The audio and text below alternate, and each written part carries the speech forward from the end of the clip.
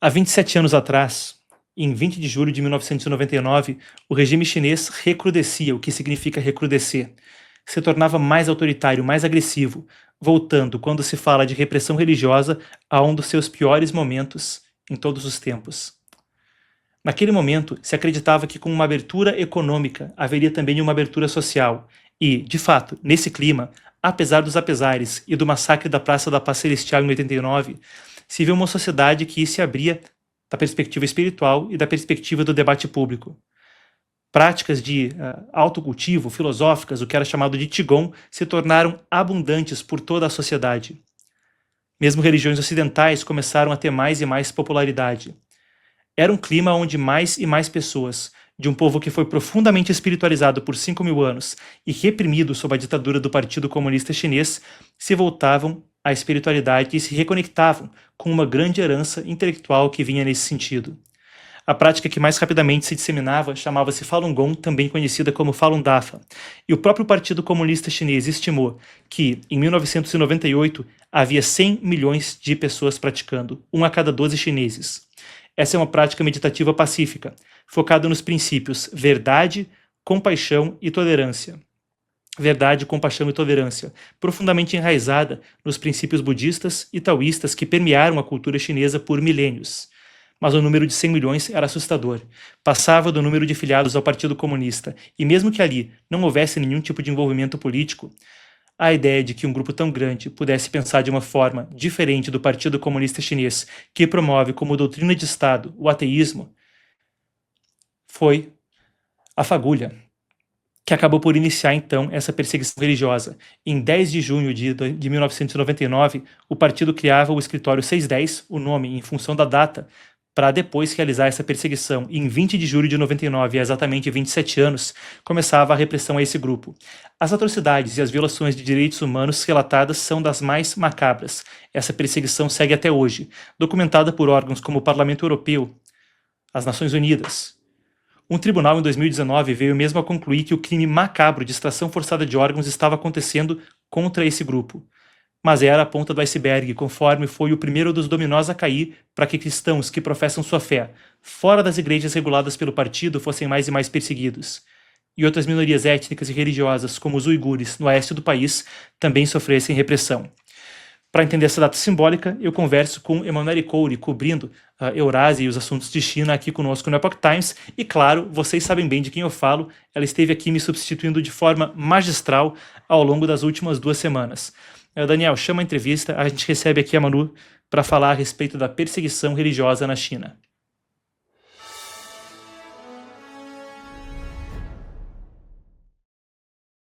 Bom, eu vou falar boas-vindas, mas vou aproveitar para deixar o obrigado em público. Eu já falei no Conversa Epoch, Manu, na sexta-feira, mas vou deixar meu muito obrigado de volta. Afinal de contas, muito do que a gente fez para falar a respeito de Venezuela e do documentário sensacional que o Epoch Times vai trazer em breve não teria sido possível sem a sua presença aqui. Vamos direto ao assunto agora. A gente fala a respeito da perseguição a Falun Gong, é uma pauta que nós dois já tratamos muito antes, mas vale sempre a pena revisitar, ainda mais em uma data simbólica. Do que se trata essa perseguição e o quão grave ela é até hoje? Bom, Marcos, muito obrigada por me receber. Primeiramente, foi muito bom para mim poder estar aqui no seu lugar para poder propiciar, então, essa oportunidade para a gente fazer o documentário. Falando agora sobre a questão da perseguição ao Falun Gong, uma série de motivos chama atenção. Primeiramente, o fato de que essa era uma disciplina espiritual que estava se propagando em larga escala ali dentro da China. Para nós termos uma ideia, essa prática ela começou a ser espalhada para o público em 1992 e estima-se que no início de 1999, de acordo com dados do próprio Partido Comunista Chinês, cerca de 70 a 100 milhões de pessoas já estivessem praticando essa disciplina, ou seja, teve um boom muito rápido. E um dos motivos é por conta de essa disciplina espiritual, de acordo com os relatos, fazer muito bem para a saúde e ser também uma disciplina gratuita. E é interessante porque isso representa vários aspectos. Primeiramente, como o Partido Comunista Chinês se sentiu ameaçado por conta dessa disciplina. Um dos motivos, obviamente, foi a sua popularidade. O outro motivo é porque essa disciplina ela é baseada nos princípios de verdade, compaixão e tolerância. E o partido entendeu naquela época que esses eram princípios que se opunham muito ao ateísmo que é divulgado e promovido até hoje pelo Partido Comunista Chinês. Ou seja, as pessoas estavam despertando dentro da China para o que era o comunismo. Agora, um fato muito importante é como essa perseguição dura até hoje, depois de 27 anos. Eu até, se a produção puder colocar aqui para a gente, eu pedi para a produção separar para a gente alguns relatórios que foram publicados pelo Minghui.org, que é a principal plataforma, então, que registra a perseguição contra os praticantes de Falun Gong. O ponto chama bastante atenção. Por exemplo, de acordo com um relatório recente que eles publicaram, somente em março e abril deste ano, 787 pessoas foram presas ou assediadas por conta da sua fé. Isso somente praticantes de Falun Gong. E em 2025, cerca de 124 pessoas foram mortas, perseguidas pelo partido, praticantes de Falun Gong, e não é mais de 4 mil, é quase 5 mil pessoas foram presas ou perseguidas.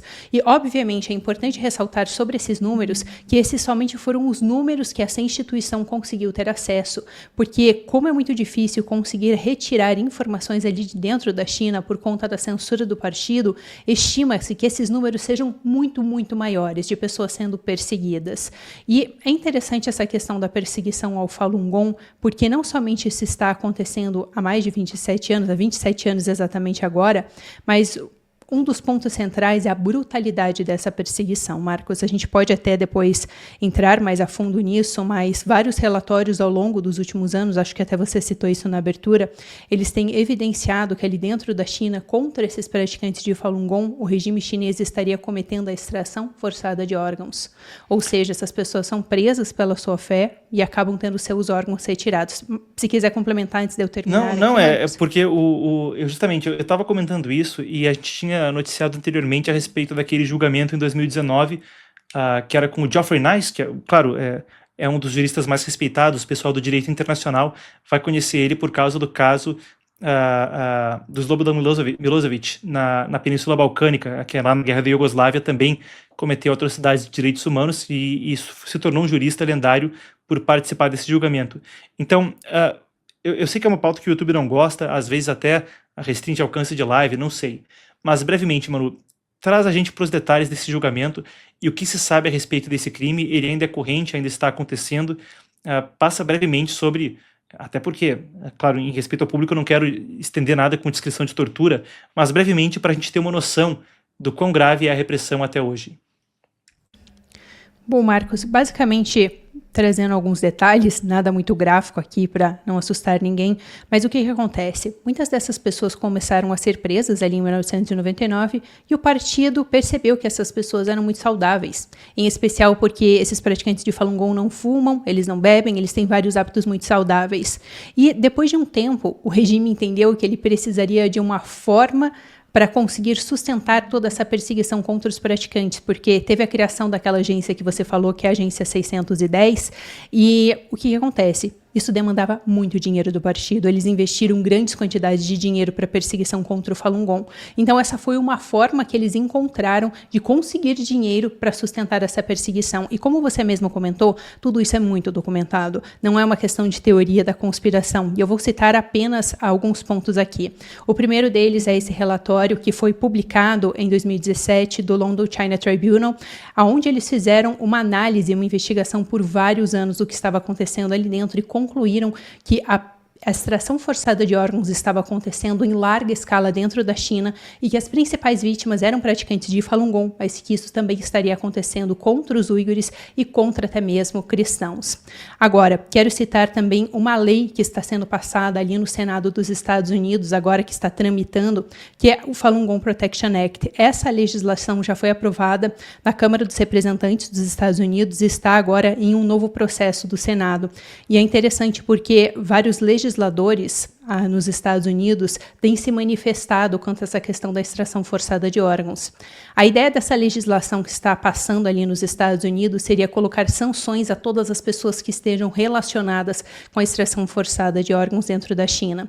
Agora, o meu último exemplo que eu quero trazer aqui, se a produção até puder colocar a matéria que eu trouxe da Bitterwinter, que é uma instituição bem grande de direitos humanos, isso porque eles falam do Chen Pengmin. Chen Pengmin foi a primeira vítima conhecida que conseguiu fugir da China depois de ter sofrido com extração forçada de órgãos. Ou seja, não tem como refutar. Foi uma pessoa que passou pela extração forçada de órgãos, conseguiu fugir da China com a ajuda de congressistas americanos que atuam muito com direitos humanos, foi para os Estados Unidos, eles fizeram todos os exames e concluíram que, de fato, ele tinha passado por esses procedimentos. Algo absurdo e por isso que essa pauta é tão importante, Marcos, porque não é somente uma perseguição religiosa, é uma perseguição religiosa que está acontecendo em grande escala e de uma forma muito brutal. Bom, então é isso. Eu vou recomendar também meu próprio material acessório. Esse é o livro A China More Just, Uma China Mais Justa, que é do advogado Gao Dishang, que chegou a defender pessoas de fé perseguidas nesse mesmo caldo de perseguição religiosa que a gente falava, incluindo cristãos. Foi advogado para outros advogados de direitos humanos e também para praticantes de Falun Gong. Ele fala sobre esse cenário. O subtítulo, A Minha Luta como um Advogado por Direitos no Maior Estado Comunista do Mundo, A China More Just, do Gao Dishang. Eu acho que o livro não está disponível em português, mas uma leitura de derramar lágrimas. Recomendo como fonte. Agora, se o assunto é recomendações, eu vou te convidar a ficar comigo, Manu, porque chegou aquele momento gostoso do programa, a hora, então, das promoções para a turma hoje. E eu já falei isso, no Conversa Epoch eu falo na sexta, quando a gente está juntos aqui na bancada. Normalmente quando a mulher faz o anúncio vende mais. Isso é estatístico, não tem nada de vir com papo identitário, não, porque o machismo, isso é estatístico. Vamos lá, Daniel, coloca na tela, a gente vai juntos então para passar por essa. O que a gente tem aí? Vamos lá.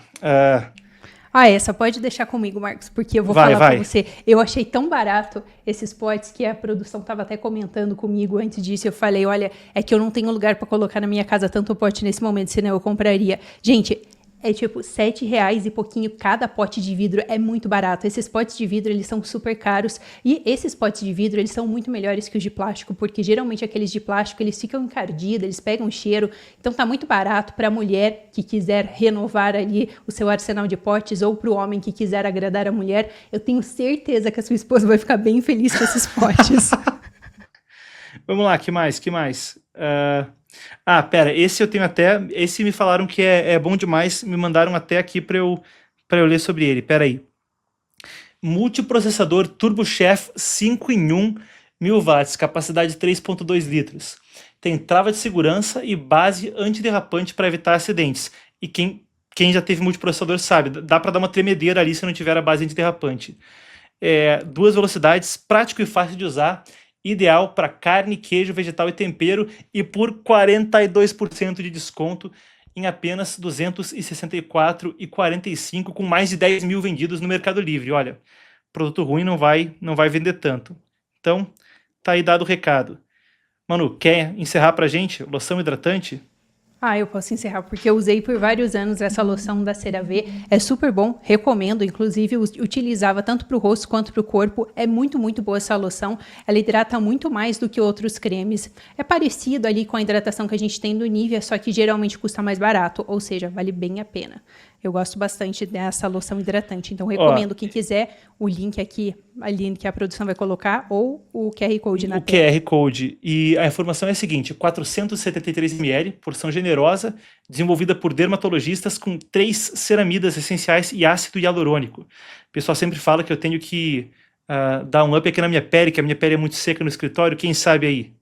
Combate ressecamento é o que diz aqui na guiazinha que eu tenho. É ideal para o inverno e sente só 36% de desconto por R$ 89,90, com mais de 500 mil. Se eu achei que 10 mil para o multiprocessador era muito, esse tem 500 mil vendidos, 5 estrelas com mais de 96 mil avaliações, então parece que não é só isso que a Manu gostou. Então tem isso e muito mais, pneu, armário, extensão de 30 metros, escaneie o código QR, o link também está no chat ao vivo e aqui embaixo, e assim você também, claro, dá aquele apoio no link afiliado.